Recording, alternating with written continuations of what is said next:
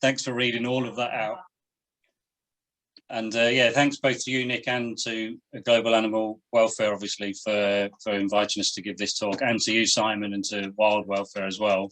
We're obviously very pleased to be working with you guys on a number of initiatives. I'll just start to share my screen whilst just setting things up. Nice to see so many people here. Nice to see some familiar names as well popping up. Thanks very much.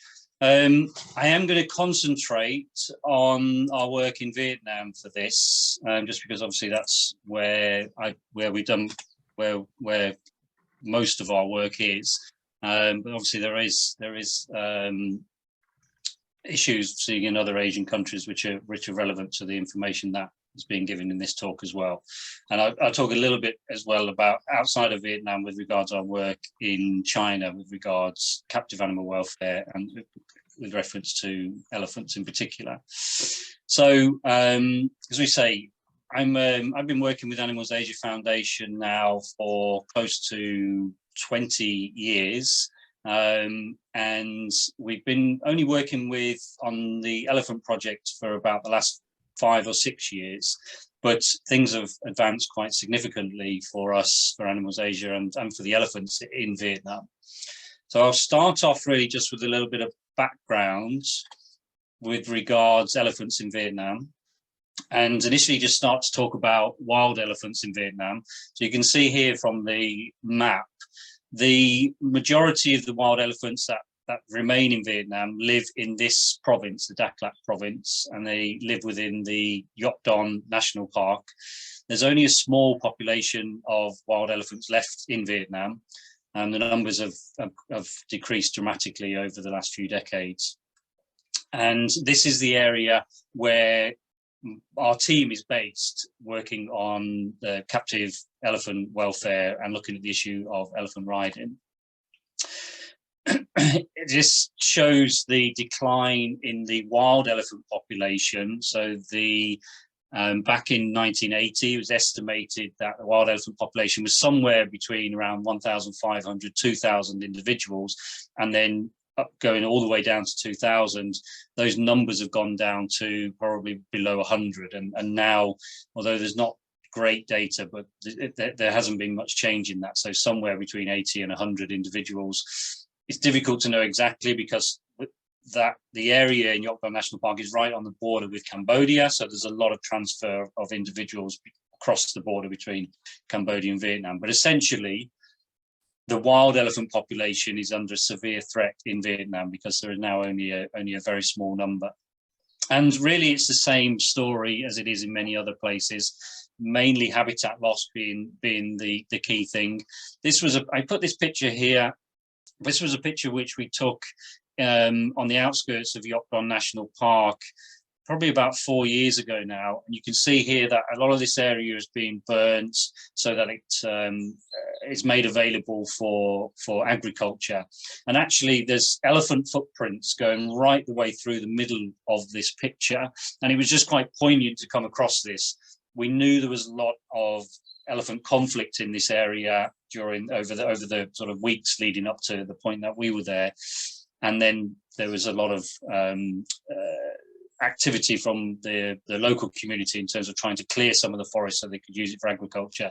And obviously they burnt the forest, and then the elephants had been using this area, and it just shows just how vulnerable the wild elephant population is, I guess, in that they're still going through these areas and trying to use these areas whilst people are taking over them and using them. But there's also been a lot of wild elephants which up until 1990 were captured from the wild. Now, this isn't actually a picture of an elephant being captured from the wild in Vietnam. I couldn't find any, I don't have any pictures of that actually happening in Vietnam, but this is the kind of process that would have happened, as in captive elephants would go out and round up young elephants and then rope them and then bring them into captivity, where then they would be trained so that they could be used. And this has been happening in Vietnam for many decades.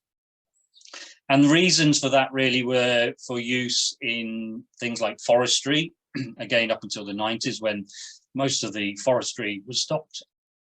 Excuse me.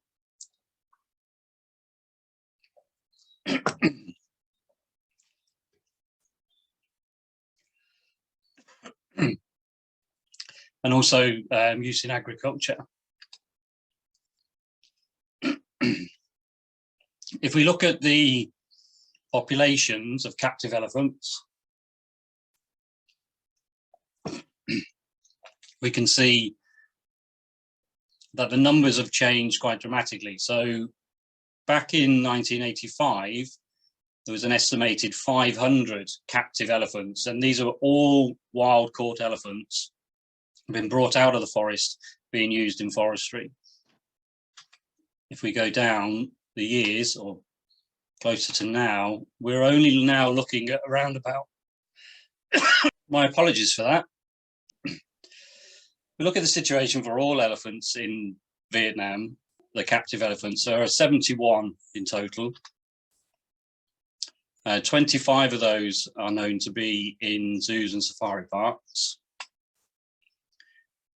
34 are currently being used in riding. One is a circus performing elephant. And 9 are free roaming. That's part of our ethical elephant tourism program. 7 used in the actual tourism program, and 2 which are not actually used but are still free roaming. And 2 are managed by the Elephant Conservation Centre that we partner with on this project. And these 2 elephants are actually former wild elephants that have been orphaned. So just looking at some of the situations for elephants in the zoos, this is Hanoi Zoo. A lot of the conditions for the elephants are quite outdated. A lot of the housing is quite outdated. We worked with Hanoi Zoo for a number of years. These elephants were generally chained all day and didn't have access to this paddock area. And so we helped the zoo to install some fencing to make it safe for them to at least allow the elephants off chain so they could free roam within their paddock area. But unfortunately, too many of the elephants in Vietnam spend quite extensive periods of time chained and also standing on inappropriate substances like this concrete. In addition, some of the elephants do have social interaction, but that social interaction is quite heavily controlled. So here in Saigon Zoo, the elephants have access to a communal paddock area, but then the nighttime they're housed in these individual stalls.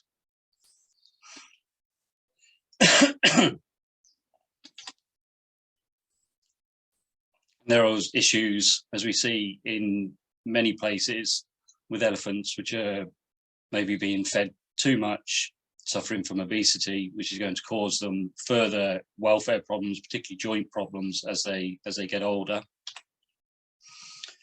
And also elephants which are being shackled, so prevent movement, but also not being allowed to have actually any kind of natural foraging opportunities. So although they may be being fed appropriate foods, they're still not being able to forage for that food, as in being able to do that natural foraging type behavior. It's just literally being placed for them in front of them for them to eat. And obviously there's issues with regards just the lack of any cognitive stimulation for a number of elephants which are being held in these types of conditions. So you can see here, this young male elephant's just shackled both front feet and also chained at the back foot, and has nothing to stimulate him at all around within his enclosure, obviously causing him some potential significant welfare problems. I mentioned one elephant, this is Lam.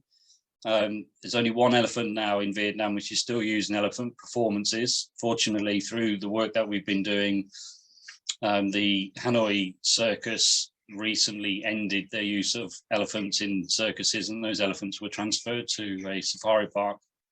And we're working to try to remove this last elephant from circus performances in Vietnam.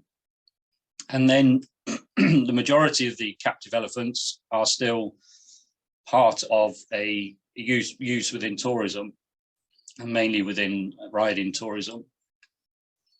And as I'm sure many of you know, the conditions for these elephants can be quite poor. This is a typical tourist camp, elephants which are awaiting people to come to take a ride. You can see the elephants are being chained, standing in the same spot for much of the day, standing on a hard surface.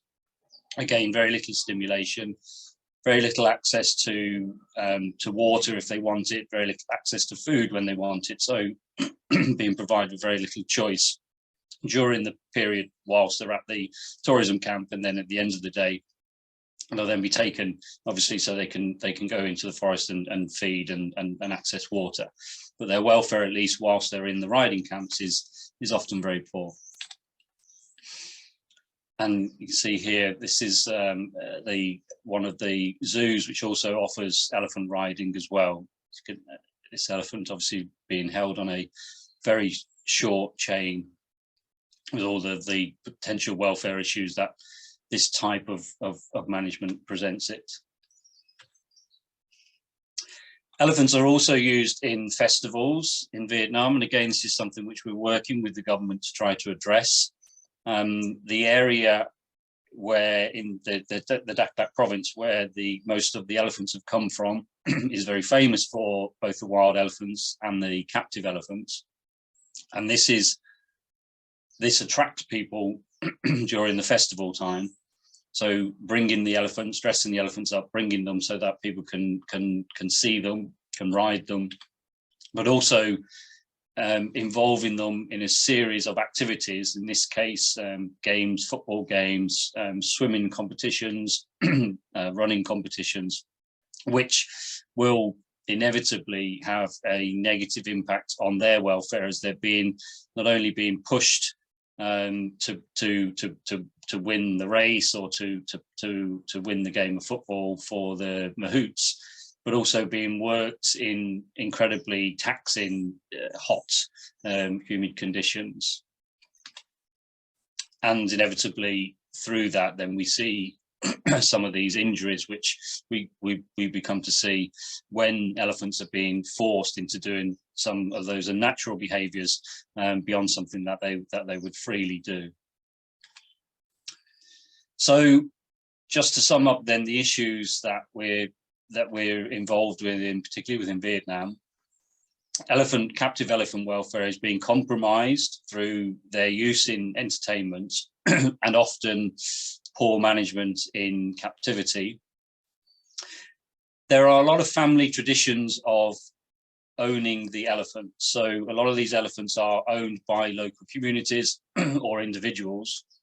So we need to make sure that we're working with individuals and families to try to improve the welfare of those individual elephants. And that is providing income. So for the individuals that own an elephant that's used in elephant riding, then that tourism may be the only or one of their major sources of income. So we need to take this into consideration.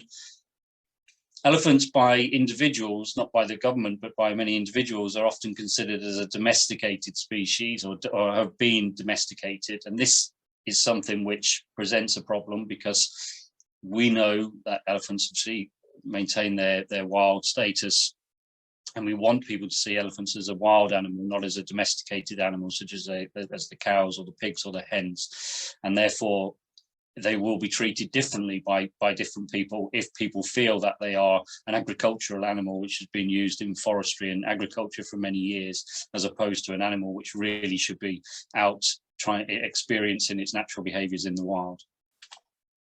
And there's also a lack of general elephant welfare knowledge within Vietnam in terms of how to care for and provide good welfare for elephants in captivity.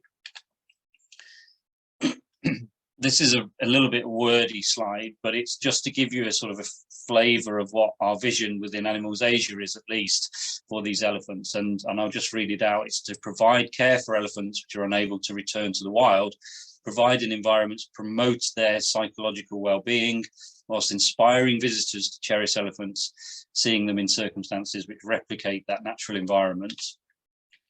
And so managing elephants, again, in a manner conducive to their psychological needs, allowing them to function as elephants would do in the wild where possible, and then provide these opportunities for elephants to choose with whom they socialize, to forage naturally, and to be more mobile, as these three critical factors to try to secure that psychological well-being. So hopefully that gives you a sense of where we're coming from as an organization, and trying to allow these elephants to be elephants as much as we possibly can.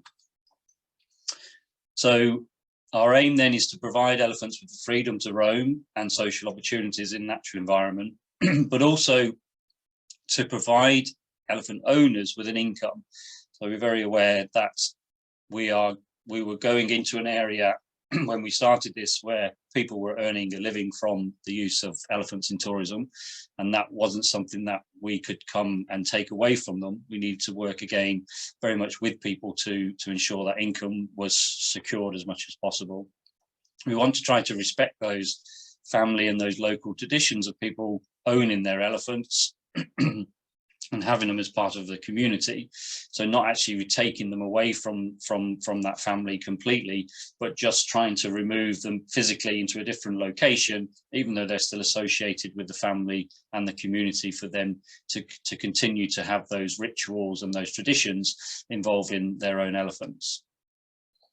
We want to provide advice and training to any elephant managers, particularly within zoos and safari parks, to improve individual welfare, but ultimately to try to change the public perception within Vietnam, particularly within the Dak Lak province, about elephants. Again, trying to move away from this idea that elephants are a domesticated species, back to elephants being a wild animal and a wild species, which need to be back in their natural environment as much as possible. So returning then to this original map, as we say, most of our work now concentrates in the Dak Lak province, where the wild elephant populations are and where the majority of the captive populations are. And I put this slide up just to give you a sense of what it's like in this region and why elephants are often being seen as being more domesticated. Elephants are being moved around along the public highways. They're going in the mornings to the elephant camps, in the evenings going back to the communities, and people get very used to seeing them. Young children get used to riding past them on their bikes on their way to school. And some of the schools even have these murals which actually show children riding on the back of elephants. So again, when we arrived in this region and started working there, it was very obvious to us that this was the way that elephants were being framed within the mind of the public, in that they were here to be used for, firstly, agriculture and forestry, and now for tourism. And that was something that we wanted to try to address.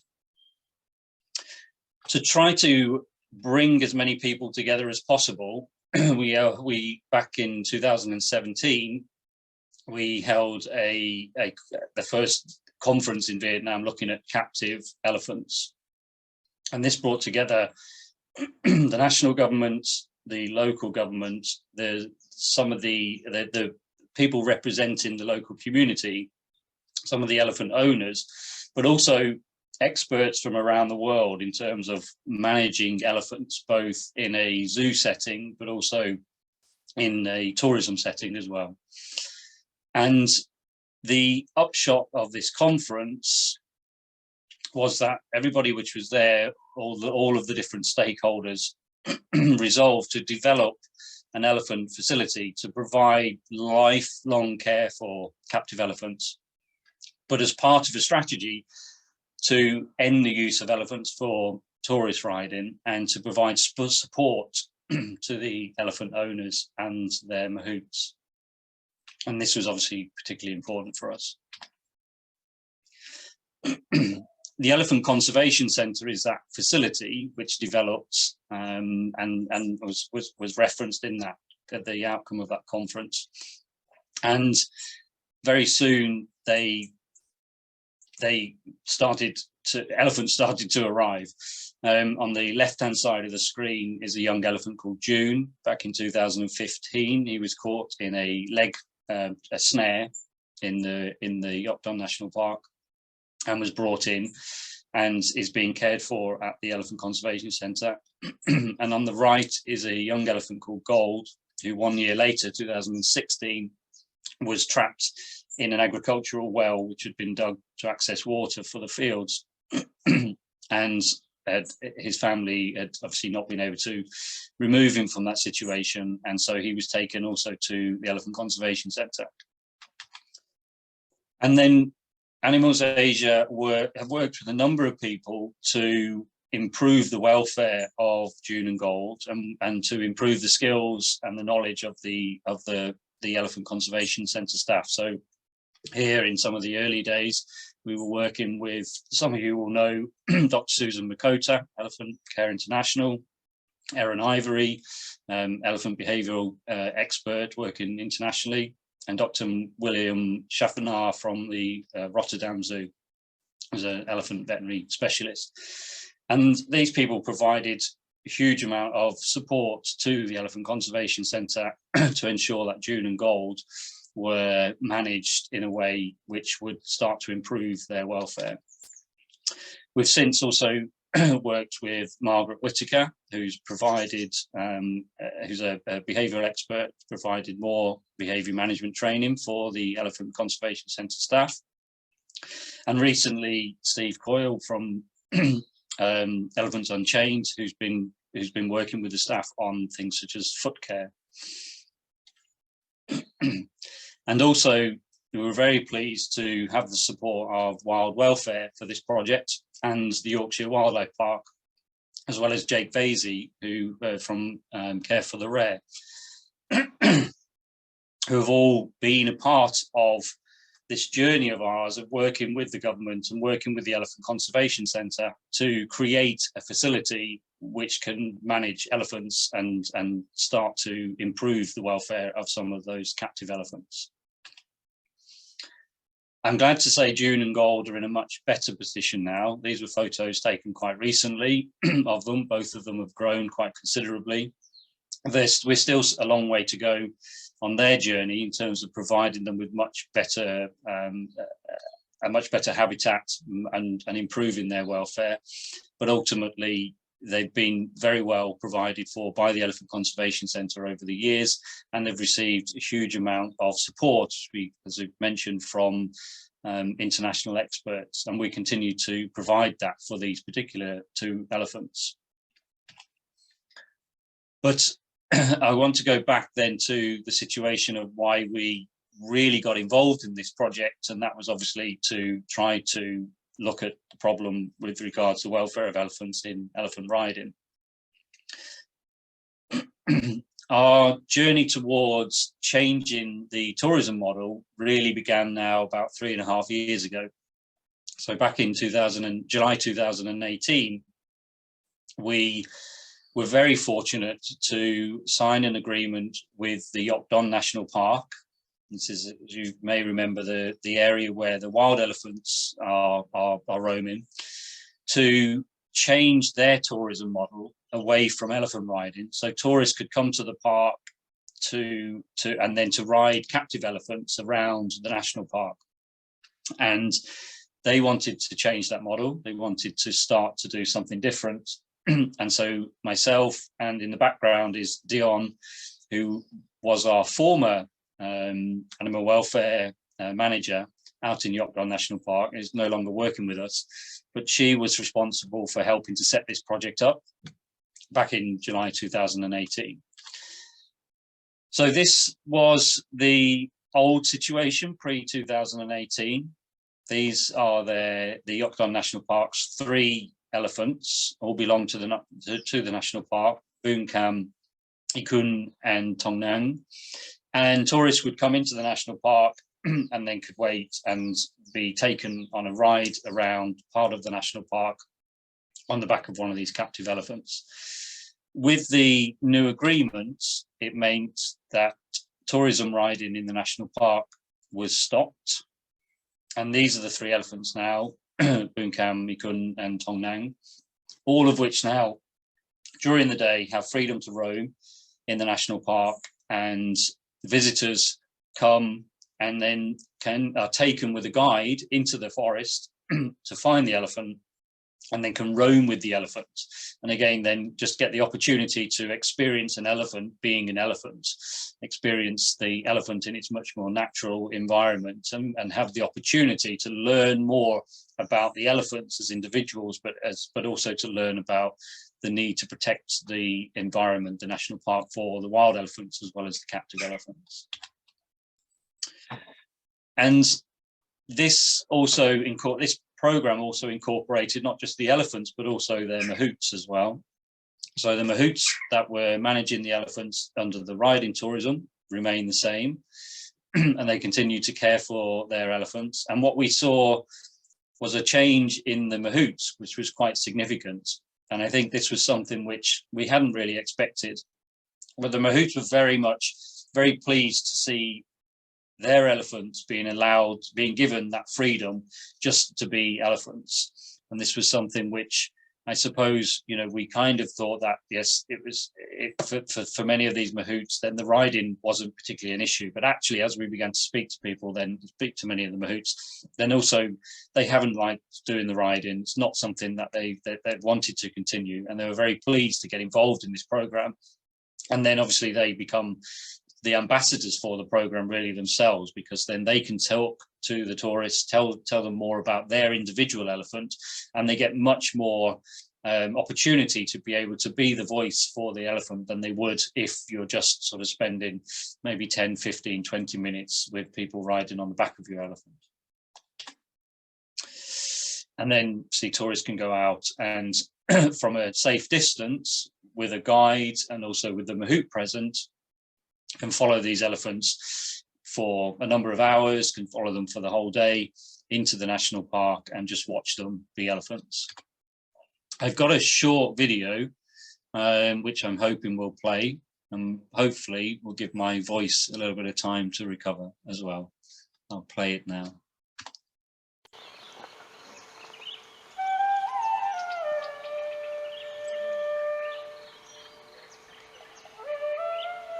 When I saw the elephants here for the first time, it's really humbling, because you're just walking through the forest and then you just sort of see a big grey thing and you're like, what is that? And then as you come up to it, you just realise it's an elephant in the jungle, and everybody stops and you kind of go silent.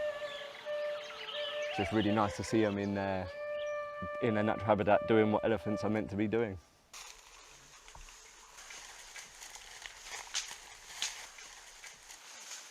We are in the Yok Don National Park, and we are pioneering ethical elephant-friendly tourism model here at the National Park.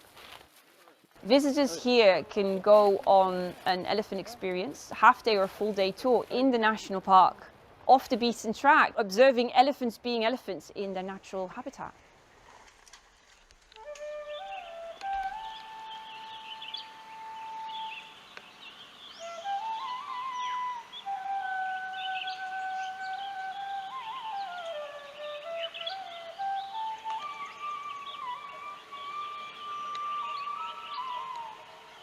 There's actually two other elephant tourism models that are currently active in Vietnam. The biggest one is elephant riding by tourists, which if you go and see these places, you'll find elephants chained up on very small leg chains, either on a concrete flooring, with no shade, no shelter, no drinking water available. If you consider riding an elephant, please do your homework. There's so much research, and we know so much that it has a detrimental effect on their welfare, on their physical and psychological state of mind, that you should know better. I would rather pay to do this tour than have someone else pay me even $100 to ride an elephant, because it's really, really wonderful and humbling seeing them in their natural environment.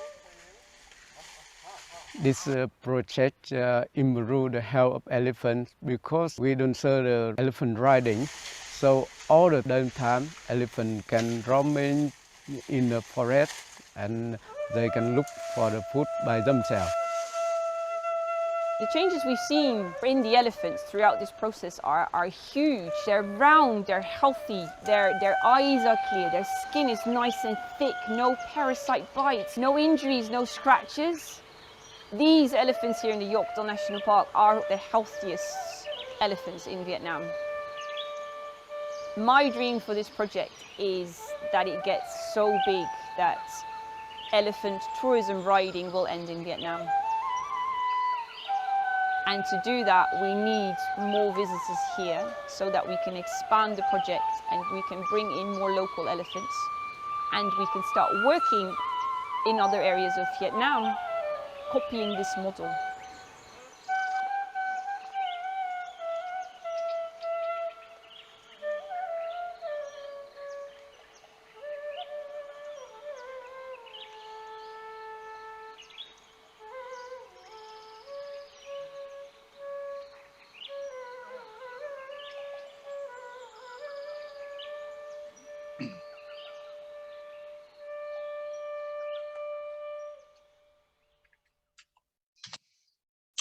So that gives you a sense of the project as it is now. This is our current team, our mahouts, as well as our support staff. And Ryan Hockley, I mentioned, Dion helped us set up the program. Dion's unfortunately no longer with us. Ryan is now our elephant welfare advisor with the elephant experience, working with elephants in previous roles in the UK. And Ryan's based out in Vietnam. We also have educational staff, Tata, as well as Tring, who works with our government relations, and Miss Lun, who manages the mahouts, and Quinn, who works with the tourism department in Yok Don to promote the ethical elephant tourism model. And all of them are all working towards what we said at the start, in that vision of these elephants being able to experience being elephants again. So they've spent so many years after being removed from the wild as young elephants, so many years in an alien environment, that we want to try to provide them as much as possible with that environment which meets their psychological needs. And I mentioned the need to try to change perceptions as well, because it's all well and good us trying to remove those elephants and working with the elephant owners to try to ensure that there is still an income through tourism. But ultimately, we need people in the area to support this project to see exactly why it is so important to be able to put these elephants back into an environment where they initially came from. So Tata spends most of her time on educational initiatives in the local region, talking with school groups and getting school groups to do all kinds of artwork, showing the elephants back into the natural environment, which we then show to the general public. This is the local museum, which is displaying some of the artwork which the children have done in the schools, following some of the school talks. And also then, I mentioned near the start, we're trying to then change that vision of elephants. And this was just one example, and there has been many since, of a school which has now changed the imagery away from showing the children riding elephants to this picture of elephants in their natural environment. And again, hopefully, the more we can do that, then this general perception of elephants in the region starts to change back towards elephants being in the wild and it being needing to be in an environment which they've evolved to live within. So again, changing that complete perception of an elephant of something that is approachable, that people can ride or people can have a photograph taken with, to an animal which you can watch in the wild, but as long as it is allowed to be able to carry out its own natural behaviors.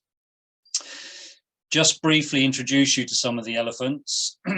This was one of the first elephants after the 3 elephants that were belonging to the Yok Don National Park that were freed from elephant riding to be part of the elephant experience. This was our 4th elephant, Hanon.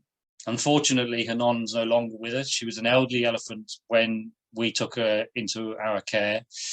She had 4 years with us in the national park and spent many of that time free roaming in the national park. Unfortunately, due to her age, she died last year.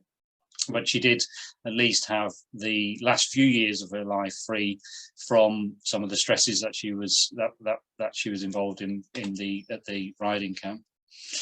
These are Kamfang and Blue. These are 2 of our more recent elephants that have arrived. Blue came about a year ago into Yok Don National Park. Kamfang arrived very recently. And these now spend their time together, roaming within the park. This is one of our male elephants, Kamvat, that we've recently brought into the national park. He now spends his time roaming in the national park during the day.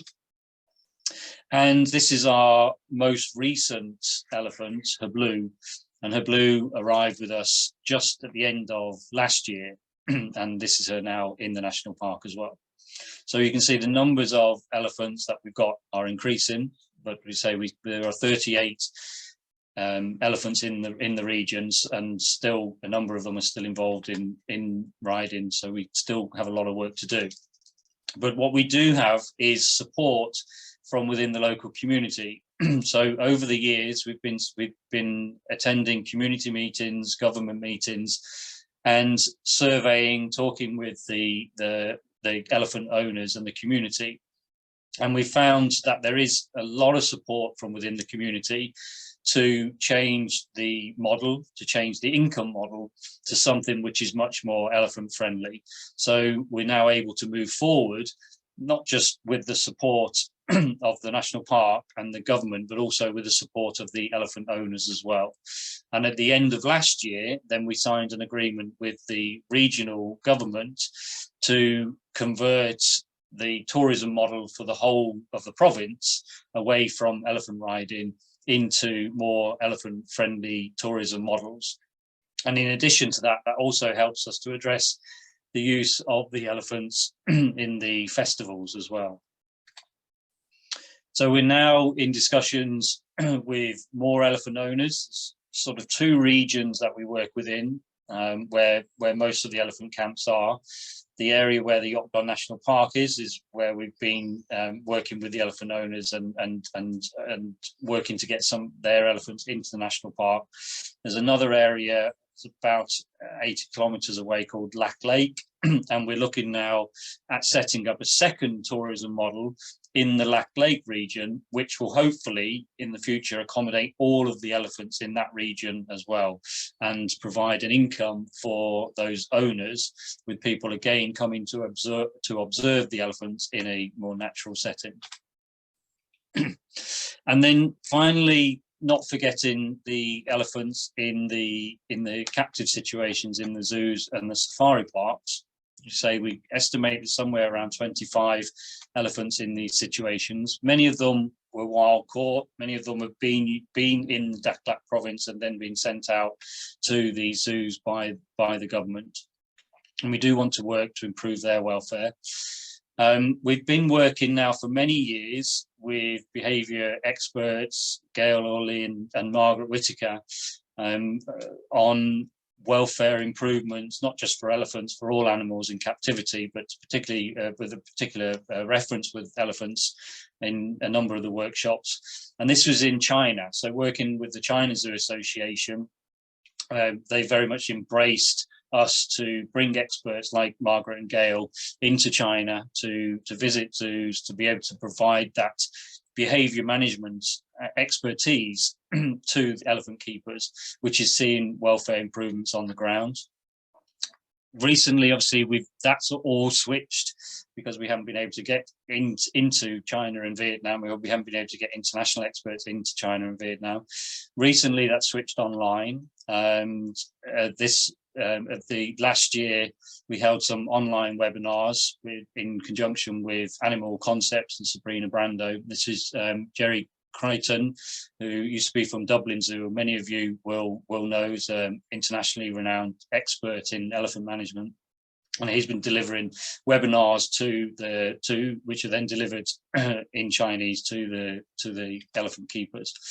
And this has resulted, this work, which we've been doing for a number of years, has resulted in some significant changes in the way that elephants are being managed in zoos within China, just from a point of view of some simple enrichments that are being provided daily, just sand piles and tires for manipulation, but also training programs, positive reinforcement training programs, which are leading to keepers being trained in terms of delivering foot care for elephants. And this is seeing welfare improvements. And this is where we want to see our program go in Vietnam, in the hope that we can start to at least address some of those welfare problems for the captive elephants in the Vietnamese zoos and safari park situation. So I'm going to finish pretty much there. There's just this one more video which just gives you a flavour of some of our elephants, again in the national park, being elephants.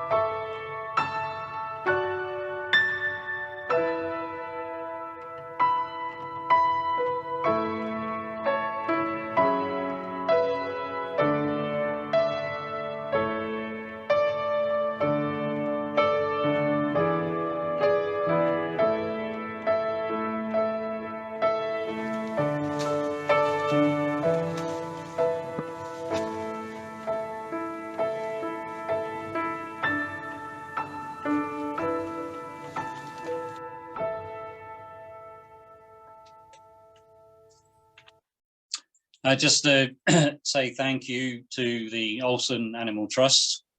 Olsen Animal Trust has supported us throughout this project and has helped us to be able to build this project from scratch, in terms of providing us with continuing support to be able to build up our resources within Vietnam, as well as to be able to take in some of the elephants. And a final thank you again to both Simon and Nick, the Global Animal Welfare and Wild Welfare, for giving us the opportunity to talk about our project. Thanks very much, Dave. There's a lot of interest. I'm going to try and get through as many questions as possible from everybody. Before you do, just an apology for the voice. It seems to have held out, but yes, it was inevitable. It was going to go right during the seminar. Well, you did so well. You did so well under the circumstances. I thought at one point Simon and I might have to do a song and dance or something. But I was worried about that for a while. Yeah. But no, I really appreciate it, Dave, and thanks for persevering with your. Excuse me. Yeah, we'll try and get through as many questions as possible. There's people who put questions in both the chat and the Q&A, so we'll do our best. If I get one I don't want to answer, I might have a coughing fit. So okay, all right. So if you start coughing, we know you don't want to answer. All right. So you've talked quite a bit just in terms of the support in the community and government support with the program. What would you say has been the biggest driving force in Vietnam in terms of support with the program? I think we're quite lucky in that people know Animals Asia in Vietnam for our work with bears, and the government, obviously we've worked in Vietnam now for many, many years, and have worked successfully on setting up a sanctuary for rescuing bears from the bear bile trade. And so I wouldn't say it was easy, but it certainly helped us to be able to establish another program in another area, because, you know, the government could look and say, well, these people have worked and have been honourable in their work for many, many years, and have, you know, have said exactly what they want to do in terms of setting up a facility and increasing capacity within the country to care for those bears. And so that's really helped us in terms of gaining support from the government, but also support from within the public, because again, Animals Asia as a name is very well known within the country. But I think we've also came at a time where the issue of elephant use in entertainment has been questioned around the world. And so, you know, there's been a lot of discussion, obviously, about whether we should how we should or shouldn't continue to use elephants in tourism, and there will be for many years to come. We chose to go down the route of trying to change that tourism model rather than just working to improve welfare for elephants which are being used in tourism, but continuing the same model. I know others have chosen different routes, and, you know, as long as we see welfare improvements, then that's something which, you know, then we're all very pleased to see. But ultimately, I think from talking with the community, then, you know, there's definitely a sense that they were ready for a change in the tourism model, and people were seeing that the elephants were in a situation which wasn't particularly good for their welfare. Thank you. And how many elephants do you think the question is the sanctuary could take, but do you think you could have at the site? Yes, the Yok National Park, they want all the elephants, which is great. The more elephants, the better. Ultimately, it's a big national park. It could accommodate all of the elephants in theory, but there really are two separate areas, and we want to try to maintain those connections with elephants and the local communities. So whilst it would be nice to remove all the elephants from the current situation and put them all in the national park, it would remove a lot of the elephants away from the area where they have been in part of those local traditions and local communities. So what we're trying to do is find a second forested area, which we've got which we've located, and we're looking at where we can set up a second tourism project. And that really is essential, in that we can't just filter all the tourists to one area, because obviously then there's a second area of the community which would lose money from tourism income. So we still need tourists to go to the area to use, you know, for the accommodation, for the restaurants, etc. But then for them to go and visit these elephants in a more natural environment. So in terms of numbers, I don't want to say in time. We're probably looking at, we've got the 7 elephants in there now. We could easily probably take another 5 or 6 elephants in the Yok Don National Park, and then that would accommodate most of the elephants in that region. And then in the other area, there's around about 14 elephants, which we're hoping to put in one particular forested area. Thanks, Dave. This is an interesting question. How important do you think, or the role for international leadership on improving conditions for elephants in Vietnam, or indeed anywhere in Asia?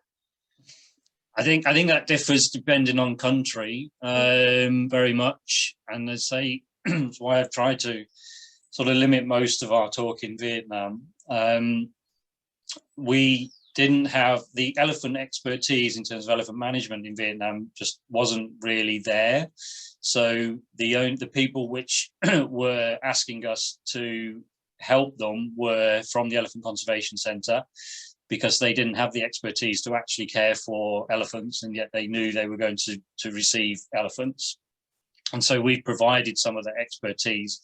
In other countries, then the expertise is already in country. So, for countries particularly like Thailand, then the elephant expertise may not need as much international assistance as a country like Vietnam has accepted and we've provided. So yeah, it really does depend on the individual country. What we would like to do is, through the work that we do, and obviously, is to see that expertise increase within country. So part of it is very much trying to capacity build at the Elephant Conservation Centre level, so that the staff in the Elephant Conservation Centre become the experts in terms of managing elephants in captivity. And so we no longer need to continue to work with bringing international experts into Vietnam. Yeah, good point. And I think particularly with the last couple of years with the pandemic has highlighted even further from a practical point of view the importance of that in country capacity building as well. Yeah, and I mean, don't get me wrong, there's a lot of expertise in terms of managing elephants in all range countries. I think trying to look at some of maybe the newer ways of managing elephants in captivity, which is providing them with much more freedoms and providing them with much more choice, is something which has traditionally been something which is coming from maybe outside of some of the regions. And so again, it's just what fits, really. It's not something which is trying to sort of say, well, this is exactly how you should manage your elephants. But we found from one working in Vietnam, then that approach has been very much accepted by people on the ground that have elephants, and that they wanted to engage in advice and with experts in terms of elephant management. And the same in China as well. The China Zoo Association have been an open door, really, to experts coming into China and providing some background about how elephant management has changed in their own countries, in the UK, in the US, in Australia, and then accepting that advice and then putting some of that advice into practice within China as well. Mm-hmm. Another really interesting question is, what's your view on captive elephant reproduction in Vietnam, and should they have the social opportunity to breed? Should the conservation management include a captive breeding pool? Yeah, no, that is a great question, actually, and actually, it's the remit of the Elephant Conservation Centre is to breed elephants. Our concern has always been what will happen to those elephants in the future. Obviously the elephants can, a young elephant being born now could be here for 60, 70 years. And at the moment, then there isn't really a mechanism in place in Vietnam to protect the wild habitats. There is mechanisms in place, there's the national park there, there's the ranger service, etc. But still the habitat continues to suffer, and the elephant population doesn't particularly grow. So I think there's a lot more that needs to be done, firstly, to look at protecting the current wild elephant population before we start to say, let's have a large breeding population, which could potentially end up staying in captivity, if you know what I mean. From a social point of view, then absolutely, elephants, we're very much about promoting their natural behaviours, and one of those natural behaviours would be to reproduce and to have young calves and to care for those. So it's not something which we're saying, it's not something that we are opposed to, but the situation at the moment with the setup that it is in Vietnam and the resources which are available, it's not something that we've encouraged the government to do, just because there isn't really a route for those youngsters, which is a clear route to them having good welfare in the long term, or a clear route to them potentially being reintroduced back into the wild. Mm-hmm. Thanks, Dave. That's a complicated one to answer as well. It is, and a 1 minute answer really doesn't get into it. Like, it's a whole debate, really, and about what is good and isn't, what should and shouldn't be done. Absolutely. Another question. I know we are a little bit over time, but I think we're all good to keep going for a few more minutes. What about incentives for owners or mahouts giving up their elephants in terms of or to the park? Is there any compensation? There is. So the elephants which we've got in the park now, actually the owners have been compensated, and we have lifetime care for the elephants. So there's a financial compensation to the owner, so that their elephants is contracted for us to manage within the national park. And at the same time, they still have the ability to come and they still have an association with the elephant, as in, if they want to come and see the elephant and be part of that elephant's life, then it's not that we're saying, you're completely removed now as the owner. It's just that we're contracted to manage the elephant in a different environment. And then for the second project we're trying to set up, that is something which we're not looking at completely contracting those elephants for us to look after, but actually just setting up so that the income comes from the tourism straight to those owners directly through this new project. So there isn't, all of this can only work if people are financially compensated for the elephants and the elephant usage, with the hope that we can completely turn around from the old model of elephant riding into this new, much more welfare friendly model of observing and following elephants and learning about them in their natural habitat. You've talked quite a lot about changing perspectives and community support. What do you think has been the most significant thing in terms of changing public perspectives on the importance of elephant welfare? I think a lot of the work that the team have been doing in terms of the education work has been really important. Again, I think if you can imagine, these elephants now have been in the communities for decades, and young children growing up have been growing up literally next to elephants, outside of their houses or their communities or their villages, and are very much just used to seeing these elephants being chained, and then taken down the road to a tourism camp and being part of that whole system, and not really, from what we can see, learning so much about the elephants and what their actual needs are in the wild. And so we've really just tried to provide that information as much as possible.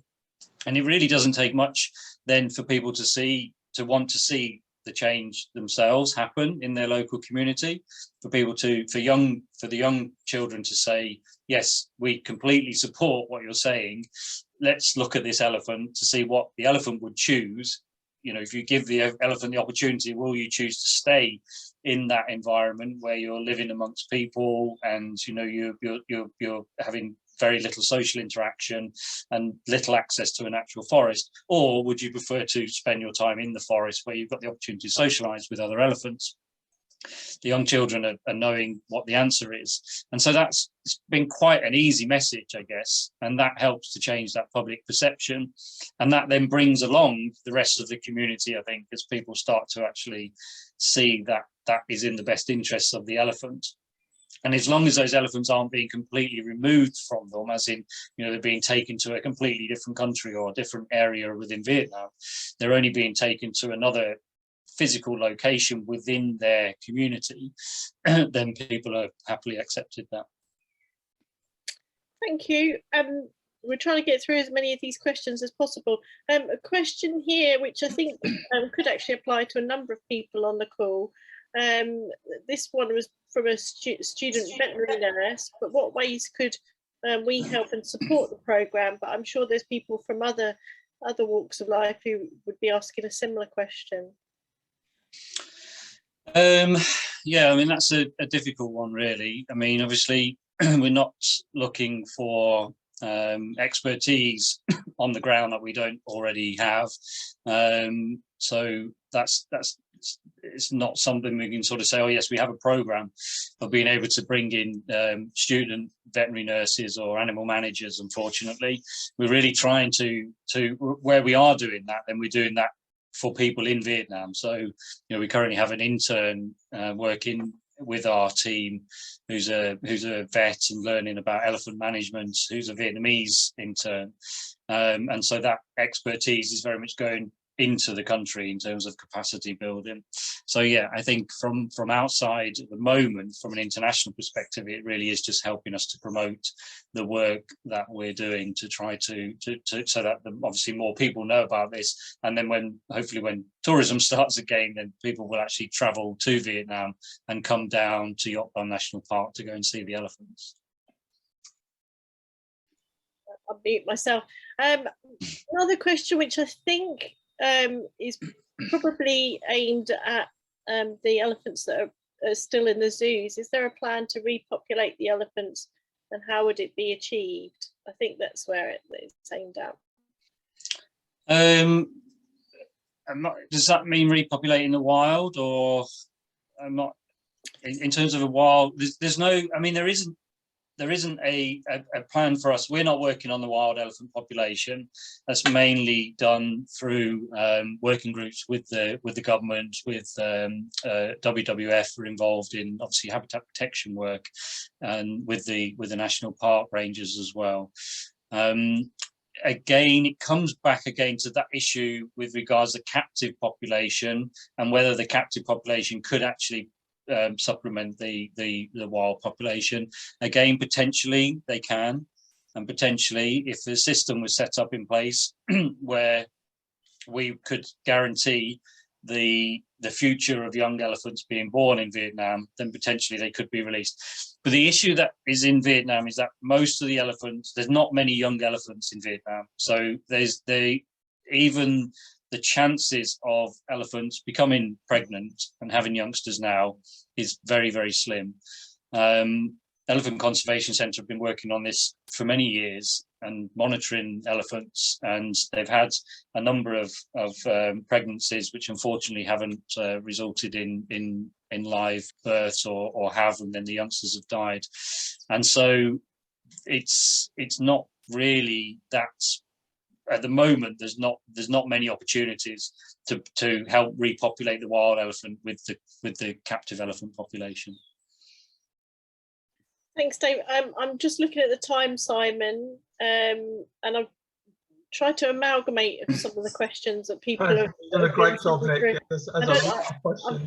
I feel there's still some that are left unanswered. I don't know if you have drawn out any. I mean, we could maybe end on a couple. I mean, I think, but for interest for a lot of the people, there was a question about how you ended up getting involved working with elephants and animal welfare and conservation, Dave.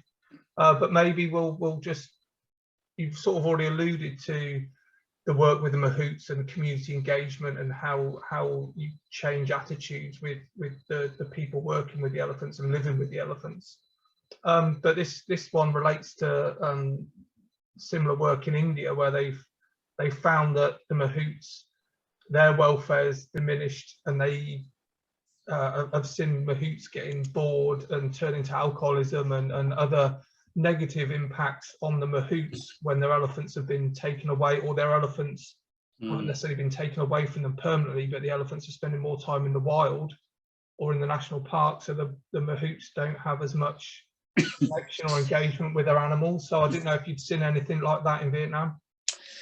Fortunately, no, we haven't. I mean, I think, you know, the mahouts that we're working with are all very engaged with their elephants, and I'd like to think I've got a different relationship now with their elephants than they did previously, and one which is much more enriching, actually. It's true, yes, you know, they probably do, you know, do have more time, more free time, whereas beforehand, you know, they'd very much be stationed in a tourism camp and then providing maybe regular rides with their elephants throughout their sort of working periods, whereas now particularly during COVID, when we haven't had any tourists in the national park, then, you know, the mahouts are still with their elephants, taking their elephants, free roaming their elephants, whether there are tourists there or not. So yes, they do have more free time where they can, you know, their elephants are just simply roaming and being elephants. They don't really need to do anything with them. But, you know, from what I can see, and, you know, from the team which manage the mahouts on the ground, from what I hear, is that they are still very much engaged in everything that those elephants are doing. And, you know, wanting to make sure the elephants are having, you know, are in a safe situation. and yeah, we've only had positive responses back from the mahouts that have gone from that old model into this new model. So we certainly haven't seen that. It is a real shame if others have seen that, and I can see why that might be a problem.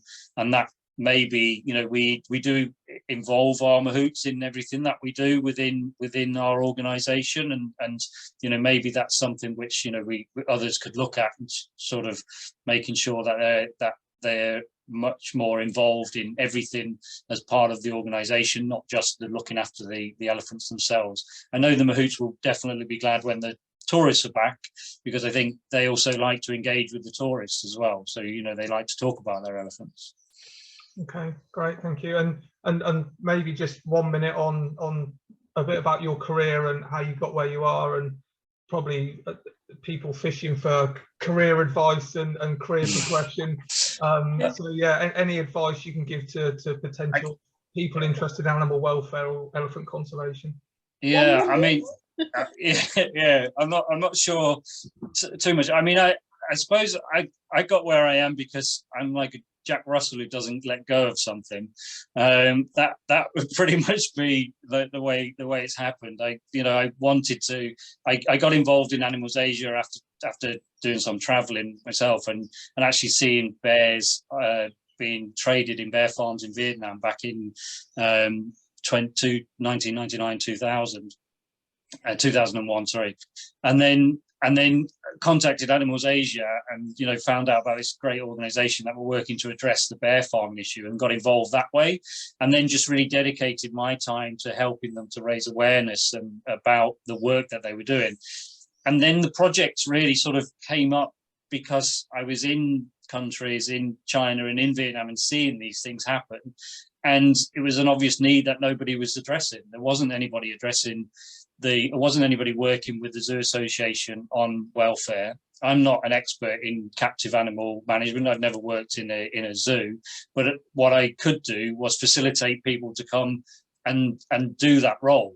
And so that's really, again, just then I was determined to make that happen. And so we set it up, we got the funding, we brought the people in, and we've got a program running. And the similar thing with the elephants, you know, we didn't really go out looking to get involved in elephants.